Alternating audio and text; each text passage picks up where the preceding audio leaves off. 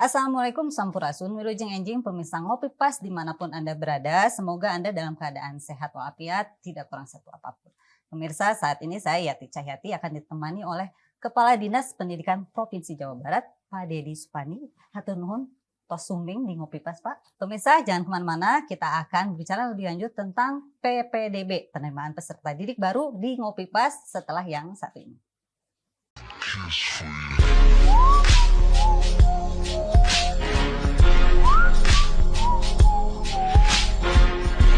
Pak Dedi, sebelum kita berbicara lebih lanjut tentang informasi yang akan disampaikan masyarakat, izinkan kami atas nama kru yang bertugas dan juga warga Provinsi Jawa Barat mengucapkan dan mendoakan yang terbaik untuk putra sulung Gubernur Jawa Barat, Bapak Ridwan Kamil. Semoga keluarga diberikan kesabaran, ketabahan, dan keikhlasan. Amin ya robbal alamin. Amin ya robbal alamin. Pak Dedi nih, tentang PPDB itu sendiri nih Pak. Ya. PPDB 2022. Sebetulnya apa sih perbedaannya PPDB tahun lalu dengan tahun ini? Ya, kita 2022 ini selalu ingin menunjukkan setiap tahunnya PPDB ke arah yang lebih baik ya. Maka kita telah melakukan evaluasi dari PPDB tahun sebelumnya.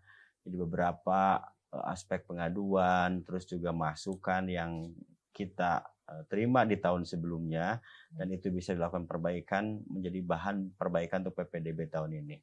Yang kedua, ada juga regulasi di Permendikbud terkait dengan khususnya adalah tentang sekolah SMK, di mana industri ini dikedepankan. Itu juga bagian yang dilakukan untuk evaluasi PPDB dan perbaikan untuk PPDB tahun ini.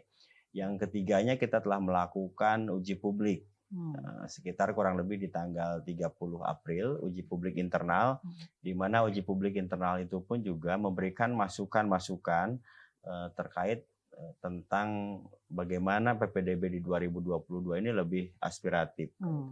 Dan yang terakhir, kita pun juga telah melakukan uji publik eksternal bersama seluruh komunitas penggiat dan pemerhati pendidikan.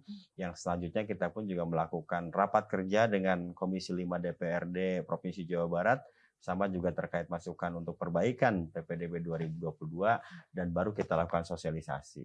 Di mana di dalam perbaikan tersebut ada beberapa aspek perbaikan yang merupakan perbedaan antara PPDB 2021 dengan 2022. Lebih ke perbaikan berarti apa ya? Lebih ke perbaikan yang lebih aspiratif dan dilakukan dengan menghadapi kondisi dan perkembangan saat ini. Betul. Nah, perbedaan-perbedaan itu yang pertama adalah terkait dengan persyaratan. Nah, persyaratan 2021 syaratnya adalah ijazah dan surat keterangan lulus. Kalau 2022 ini karena ijazah baru rencana dibagikan di tanggal 15 Juni. Jadi artinya pada saat mereka mendaftar ijazah ini belum ada nih berarti. Maka selain surat keterangan lulus, boleh juga menggunakan nomor ujian tes. Gitu kan, nomor ujian tes di saat mereka di sekolah asal. Itu perbedaan yang pertama. Perbedaan yang kedua terkait dengan warga miskin. Warga miskin kalau sebelumnya di 2021 mereka harus masuk dalam data DTKS. Data DTKS yang kita juga sudah lakukan MOU dengan Dinsos. Data DTKS ini masuk dalam server sistem Dinsos yang nanti akan ditarik oleh server PPDB. Ternyata gini Tayati, selama pandemi COVID ini jumlah warga miskin ini bertambah. Waduh. Nah, gitu kan. Jadi akhirnya data yang masuk dalam sistem DTKS di Dinas Sosial itu ternyata belum mengakomodir warga-warga miskin baru atau miskin tambahan yang sebetulnya sudah terdata di level desa dan kelurahan tapi belum masuk ke by system. Meskipun sekarang kondisinya lebih baik ya Pak, tapi ternyata berjumlah warga miskin bertambah. Sehingga kita pun juga mengakomodir untuk KTM ini mereka berasal diperoleh dari data yang belum masuk DTKS tetapi sudah masuk ke dalam berita acara hasil musyawarah yang ada di desa dan kelurahan. Nah, itu perbedaan yang kedua. Yang ketiganya adalah terkait dengan jumlah tahun yang diakui pada saat mereka melakukan jalur prestasi. Nah, kan ada prestasi akademik, ada non akademik.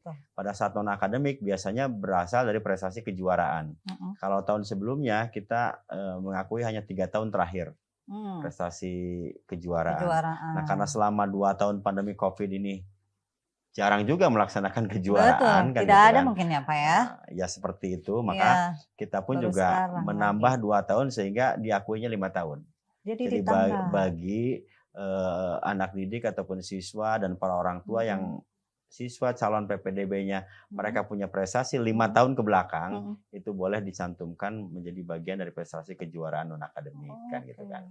Nah, dan yang selanjutnya selain tadi prestasi non akademik pun juga masih dalam prestasi, perbedaannya dulu piagam prestasi ini menjadi bagian yang 100% diakui. Nah, kalau sekarang kita lakukan uji kompetensi. Jadi uji kompetensi, ya mereka misalnya punya kejuaraan piagam penghargaan karate misalnya. Maka di tanggal 13 dan tanggal 14 itu akan dilakukan uji kompetensi. Bener nggak bisa karate gitu Meskipun kan. mereka juara udah tingkat nasional. Ya jangan sampai nanti penghargaannya hanya penghargaan yang dibuat-buat kan gitu. Seperti itu kan. Iya, itu bagian dari transparansi yang kita lakukan. Dan yang terakhir yang perbedaannya kita menambah zonasi. Jadi zonasinya kita tambah dari 68 zonasi menjadi 83 zonasi. Selain itu kita pun juga sudah melakukan MOU dengan 3 provinsi yang berdekatan dengan DKI Jakarta, dengan Jawa Tengah, dan dengan Provinsi Banten. Jadi daerah-daerah perbatasan termasuk daerah Banten, Jawa Tengah, dan DKI Jakarta, kita daerah-daerah perbatasan selalu melakukan sinergi kerjasama. Kenapa harus sama daerah perbatasan, Pak? Karena seperti contoh misalnya ya, Kabupaten Bogor, daerah Parung, itu lebih dekat ke Tangerang.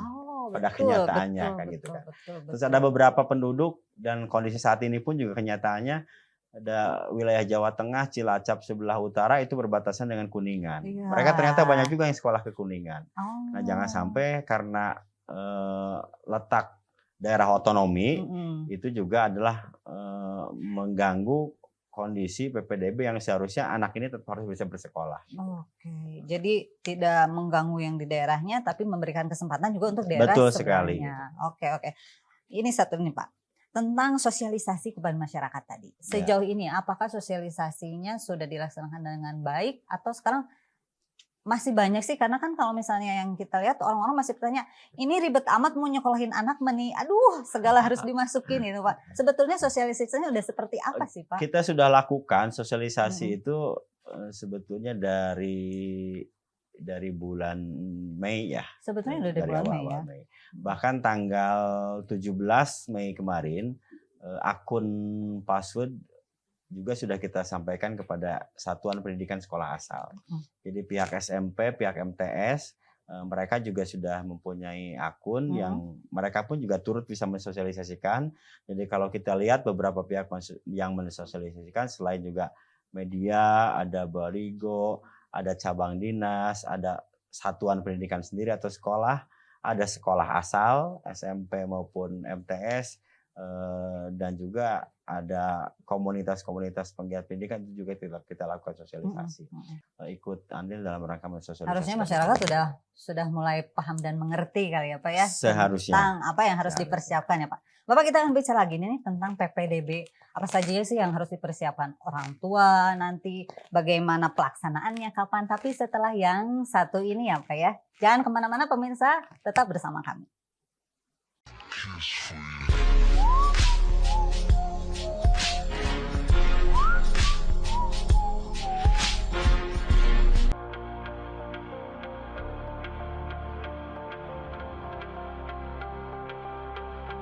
Salah satu perguruan tinggi ternama yakni Universitas Pasundan.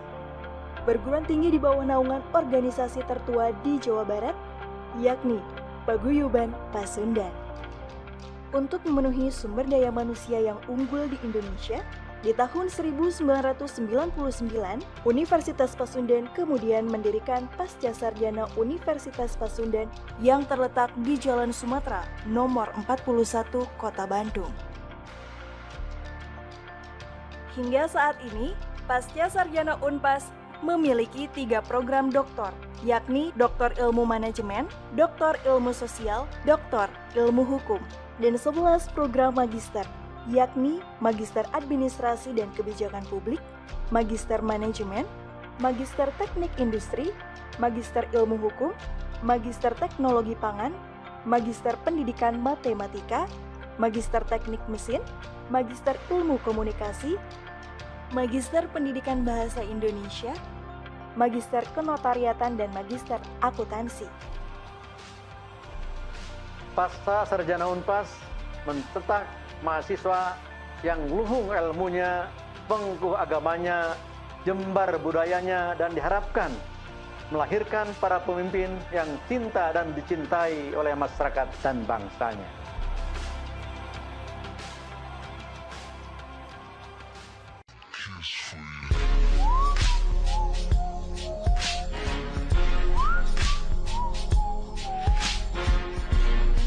Pemirsa, kembali lagi nih kita akan berbincang lebih lanjut tentang PPDB. Sebetulnya apa saja sih Pak? Langsung aja nih.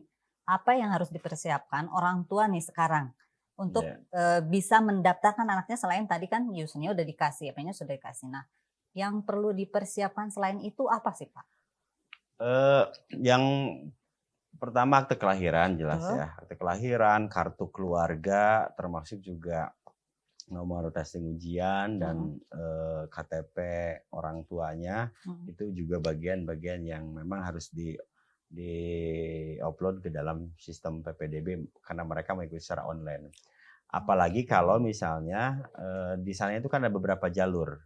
Ada jalur yang tahap pertama tanggal 6 rencananya, nanti tanggal 6 sampai dengan tanggal 10 Juni. Nah, 6 sampai 10 Juni ini 50% itu akan terambil dari jalur afirmasi, jalur prestasi, dan jalur perpindahan tugas. Nah, kalau misalnya orang tua ini mereka mengambil jalur afirmasi, maka di sana ada jalur KITM, termasuk juga ada jalur disabilitas dan jalur kondisi tertentu. Yang KITM berarti selain yang tadi, mereka harus melampirkan sebagai warga tidak mampu. Keterangan tidak mampu itu ya. Itu. Kalaupun belum terdapat di DTKS. Terus kalau dia misalnya itu dapatnya dari mana? Sebentar nih Pak. Yang mana? Yang tidak mampu itu dapatnya dari mana dari mereka? Kalau sistem itu mengambil dari dinas sosial. Kalau mereka bisa dapatkan di desa kelurahan. Nah, kalau mereka jalur prestasi berarti prestasinya adalah prestasi akademik misalnya, maka mereka harus lampirkan nilai rapot. Gitu kan. Kalau prestasinya non akademik, mereka harus melampirkan juga penghargaan ataupun piagam apa yang mereka peroleh. Jadi tergantung kondisi yang kita lihat. Itu tanggal 6 sampai dengan tanggal 10. Nah, kalau untuk tanggal 23 sampai dengan tanggal 30 Juni, itu 50% jalurnya jalur zonasi. Oh, ini yang zonasi. Maka pada saat mereka mendaftarkan jalur zonasi, mereka pasti melampirkan KK dan nantinya akan tercek berapa jarak zonasi di lingkungan rumah dengan sekolah kan gitu. Betul. Nah, selain yang tadi tentunya kita berharap masyarakat ini harus memahami mereka ini pakai jalur apa kan gitu. Karena sering sekali di tahun-tahun kemarin mereka tidak lulus karena salah menentukan jalur gitu. Gambling dong Pak. Gambling, betul. Ini gambling di PPDB. Salah menentukan jalur misalnya contohnya begini. Salah menentukan jalur itu anaknya juara 1 tingkat provinsi. Tapi dia karena merasa, oh tapi nilai rapot anak saya juga bagus. Nah, sehingga mereka memasukkan ke nilai rapot, di mana nilai rapot akhirnya bersaing dengan sekolah lain. Terkalahkan. Padahal yang juara 2-nya masuk juga ke sekolah itu. Contoh lah. Contoh yang memang mereka agak salah memilih untuk jalur dari mana yang harus mereka tentukan. Ini benar-benar orang tua dituntut untuk jeli dan harus benar-benar ya Pak ya. Dan gini, kita ada hotline pengaduan dan ada hotline informasi ya. Jadi karena tahun ini ketua PPDB itu adalah para kepala cabang dinas, jadi kita pun juga membuka pertanyaan di website, membuka juga jalur pengaduan secara hotline dengan nomor telepon yang kita kasihkan, termasuk juga kesatuan pendidikan. Dan ada lagi nih, bagi teman-teman orang tua ataupun siswa yang dia tidak memiliki konektivitas internet. Nah, itu Pak. Sekolah tujuan pun juga menyediakan. Oh, jadi bisa langsung ke sekolah tujuan. Jadi bisa oleh sekolah asal, bisa oleh sekolah tujuan. Jadi sekolah tujuan pun juga sekolah menyediakan, mereka bisa daftar di sekolah. Jadi kita bisa bawa syarat-syarat yang dibutuhkan ke sekolah tujuan atau yang Yang sebelumnya atau ya Pak sekolah ya? asal. Oke, jadi dimanapun mereka harus terlayani ya Pak ya? Betul sekali. Sejauh ini nih Pak, pengaduannya sudah banyak atau belum? Pengaduannya saat ini mereka kok kita udah daftar tapi belum di-approve. Ya memang belum. Emang belum. Karena kita Belum nanti waktunya. belum waktunya. Jadi udah banyak yang daftar tapi di-approve. Nah, yang satu hal lagi yang tidak lebih penting dari semuanya adalah tentang kondisi server. Nah, kita berharap server ini Ya, seperti betul, tahun betul. kemarin, peristiwa tahun kemarin itu cukup bagus kita bahwa server Jawa Barat tidak terjadi down ataupun tidak terjadi hang ya lah istilahnya ya.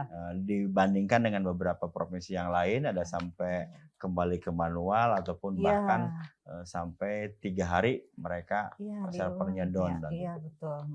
Itu dijamin banget ya Pak ya? Insya Allah kita lakukan perbaikan terus karena dengan menggunakan sistem cloud terus mengembang. Atau nanti orang tua nih gimana caranya supaya nggak pas satu saat satu masuk semua nih Pak? Nih gimana nih cara orang tua? Ya kalau dihitung pasti karena kalau kita lihat lulusan SMP dan MTS tahun ini hampir ada 774.000 lulusan MTS dan SMP. Ya, Artinya kalau semuanya mereka melakukan upaya di dalam PPDB ini, berarti 774.000. Sementara kuota kita yang SMA, SMK dan SLB hanya kurang lebih di 704.000. Jadi 7.000 ini pasti akan lari. Juga ada beberapa sekolah, apakah itu madrasah aliyah, pesantren yang memang madrasah aliyah itu di bawah Kementerian Agama. Pak, ini kita berbicara lagi untuk siswa tidak mampu sih Pak.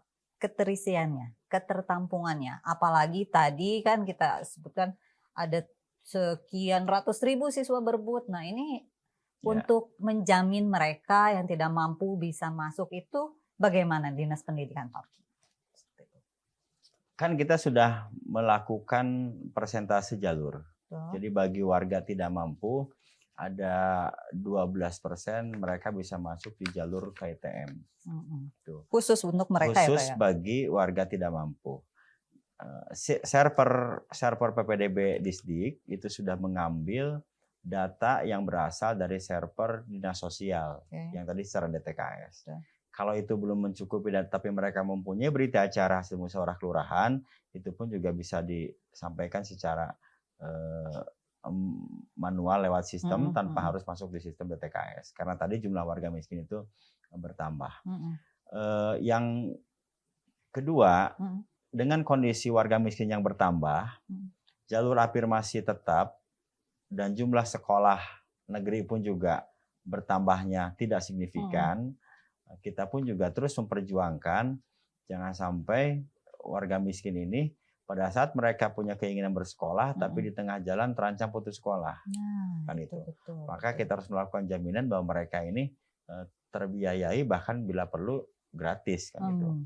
Sudah pasti kalau masuk ke negeri mereka gratis, tapi jika daya tampung negeri tadi sangat terbatas, kita pun juga sudah membuka inovasi-inovasi lain, di mana kami sudah melakukan himbauan kepada sekolah-sekolah yayasan swasta agar mereka pun juga turut menyediakan formasi bagi warga miskin bahkan bila dimungkinkan untuk menggratiskan warga miskin yang bersekolah di sekolah swasta. Ini tadi Pak himbauan ya Pak ya untuk sekolah swasta. Tapi sebagian besar atau mungkin yang kita lihat sekolah swasta yang elit mungkin ya Pak ya sebutannya, bukan swasta yang elit ini. Kadang sudah tidak membuka sama sekali jalur apapun bahkan sebelumnya. Tapi jangan dijawab dulu Pak Kadis. Kita akan kembali setelah yang satu ini untuk mendengar penjelasan Pak Kadis. Jangan kemana-mana.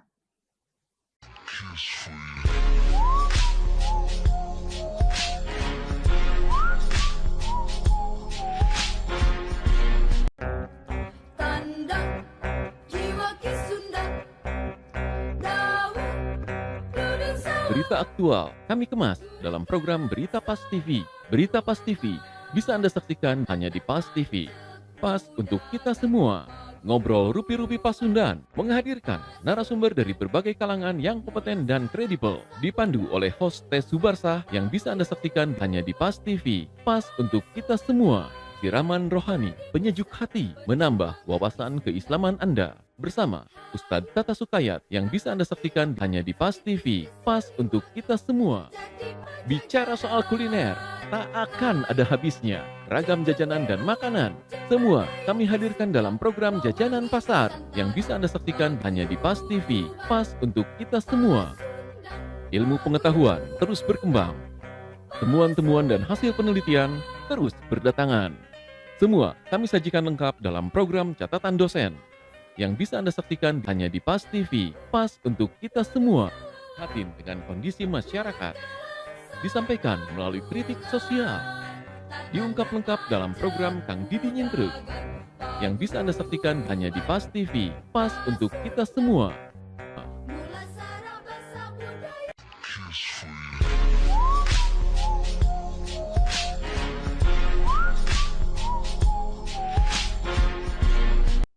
Pemirsa, kembali lagi nih kita berbincang tentang PPDB. Sekarang tentang tadi Pak, kita melanjutkan tentang siswa tidak mampu, kurang mampu ini. Bagaimana nih mereka bisa masuk ke sekolah swasta yang tadi disebut, yang justru swasta yang elit mungkin sudah menutup, jangan untuk siswa tidak mampu. Untuk masyarakat yang pengen masuk aja mungkin mereka sudah nggak nerima. Nah, sementara kan tadi Pak Kadis bilang ini baru himbauan sekarang. Nah, bagaimana penegasannya supaya mereka pun bisa diterima di sekolah-sekolah yang kita sebut elit itu Pak? Saya kira kalau lihat jumlah sekolah SMA SMK negeri di Jawa Barat ini ada sekitar kurang lebih 4.963. Ya. Negerinya ada 848 dan swastanya ada 4.163. Jadi memang di Jawa Barat ini lebih banyak sekolah swasta.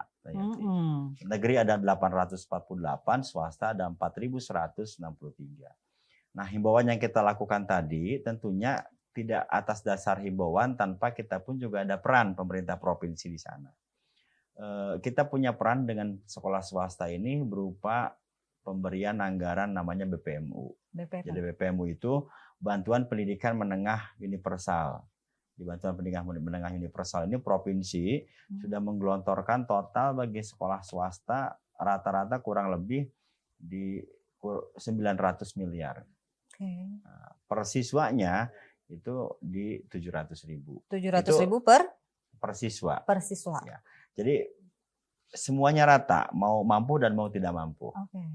Nah, kalau nanti mereka masuk keluarga miskin atau tidak mampu ke sekolah itu, maka ada tambahan senilai 2 juta rupiah. Nah, anggaran 2 juta rupiah ini teranggarkan di kita kurang lebih sekitar 14 miliar. Artinya bagi sekitar di 7.000 warga miskin yang mereka tidak bisa masuk ke negeri. Nah, persyaratannya adalah himbauan kami kepada warga miskin, mereka harus masuk dulu jalur KITM afirmasi. Jadi mereka di tahap pertama segera masuk jalur afirmasi melalui KITM agar nanti kami memperoleh biodata dari sistem pada saat mereka tidak masuk ke jalur KITM yang afirmasi, maka jika keterima di swasta itu menjadi biodata kami untuk mencairkan anggaran yang 2 juta tadi. Gitu kan. Nah, totalnya ada 14 miliar dan kita sudah siapkan.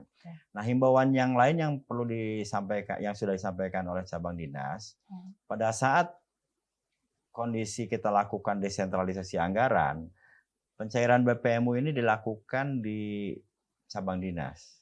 Jadi pada saat pencairan kemarin, cabang dinas pun juga sudah mensosialisasikan kepada seluruh sekolah swasta, di mana fungsi desentralisasi ini adalah pertama kita berharap terjadi sinergi di PPDB antara negeri dan swasta. Bahkan keterlibatan, keikutsertaan mereka kepada sistem PPDB. Dan yang kedua, kita pun juga mensosialisasikan agar sekolah swasta yang di bawah yayasan-yayasan itu membuka inovasi untuk melakukan menggratiskan warga yang miskin. Dan yang ketiga adalah kita mendesentralisasikan BPMU itu bagaimana cerita tentang sekolah-sekolah swasta untuk dibantu pada saat biasanya masih terjadi posisi penahanan ijazah. Gitu. Jadi 3 hal itu yang sudah kita sosialisasikan.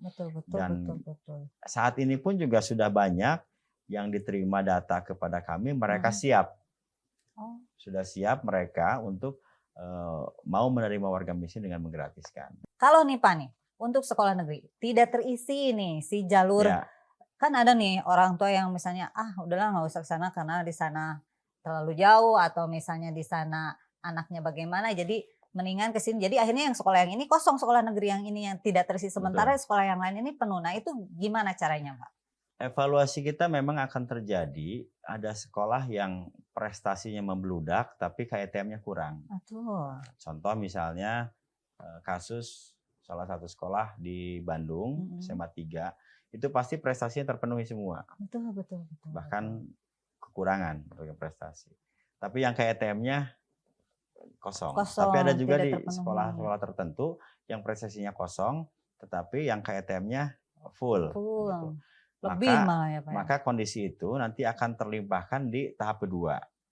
Jadi 50% tahap pertama, 50% tahap kedua. Apabila di tahap pertama ini mereka hanya tercapai di, mohon maaf misalnya 55%, mencapai di 45%, maka 5%-nya akan terlimpahkan di tahap 2 sehingga kuota di jalur zonasi itu menjadi 55%. Nah, jadi total tetap di 100%. Itu yang kita lakukan nanti pada saat evaluasi setelah pengumuman yang tahap pertama. Tahap pertama. Jadi terevaluasi nanti baru ke tahap kedua ya Pak. Betul Jadi sekali. tidak terisi langsung oleh yang lainnya ya Pak ya. Kecuali begini, ada lagi kasus, misalnya mereka memilih di tahap pertama keinginannya ke salah satu sekolah SMA A misalnya. Tetapi kalau ke sekolah SMA A ini mereka di tahap pertama daftarnya misalnya ke sekolah B dulu, ternyata sekolah B lulus. Oh ternyata zonasi saya dekat ke sekolah A, daftar lagi di zonasi. Itu mereka tidak bisa daftar lagi, kecuali mengundurkan diri dulu. Jadi harus mengundurkan diri dulu baru. Jadi bagi warga masyarakat yang siswanya telah diterima di tahap pertama, jika mereka ingin mencoba di tahap kedua, maka tidak akan bisa daftar lagi, kecuali mengundurkan diri dulu di tahap pertamanya. Jadi mengundurkan diri baru dia bisa mendaftar di tahap yang kedua. Kan mereka nanti ditetapkan lulus nih. Tahap pertama lulus, setelah itu mereka melakukan datang ke satuan pendidikan, ke sekolah untuk daftar ulang. Nah, kalau pada saat daftar ulang mereka ingin ikut di tahap kedua, maka harus mereka mengajukan dulu mengundurkan diri agar bisa masuk daftar di zona yang kedua. Tapi itu memungkinkan apa misalnya nih tidak terisi nih si ETTM sampai ke tahap kedua nih ya Pak ya. Apa itu akan diisi oleh siswa-siswa yang lain mendaftar di sekolah itu atau dikosongkan saja? Di beberapa daerah masing-masing berbeda ya. Contoh misalnya keterisian yang paling rendah di tahun kemarin itu terjadi di daerah Cianjur dan Indramayu. Jadi siswa yang SMA, SMK itu hanya terisi kurang lebih di 72%. Siapa ini terakhir nih Pak? Ada pesan dan harapan untuk warga Jawa Barat, khususnya orang tua yang akan menyekolahkan anak-anaknya di PPDB 2022 ini. Silahkan Pak Kadis. Oke. Pertama kepada saudara-saudara warga Jawa Barat yang mereka adalah warga miskin, tolong daftarkan dulu siswa-siswinya ke jalur afirmasi KITM. Karena jika tidak diterima di jalur KITM, maka ada bantuan sekitar 2 juta rupiah jika mereka pun juga harus masuk di sekolah swasta. Yang pesan yang selanjutnya dari saya, tolong jangan melanggar sistem dan kita perjuangkan warga miskin. Saya kira itu aja. Singkat tapi jelas dan padat ya Pak ya. Yang jelas ini hajat setiap tahun ya Pak ya. Hajat yang selalu ditunggu-tunggu orang tua yang punya siswa. Aduh deg-degannya ya Pak ya, minta ampun ya Pak ya. Semua pengen sekolah pokoknya ya Pak ya. Betul sekali. Oke, Pak Kadis terima kasih nih sudah berbincang bersama kami. Sama-sama. Jangan kapok nanti kalau misalnya kami undang kembali. Tidak kapok. Pemirsa, demikian perbincangan kami pagi ini di Ngopi Pas. Jangan kemana-mana, tetap bersama program-program kami. Saya Yati Cahyati bersama kru yang bertugas mengucapkan sampai jumpa, hatur nuhun dan wassalamualaikum warahmatullahi wabarakatuh. Waalaikumsalam warahmatullahi wabarakatuh.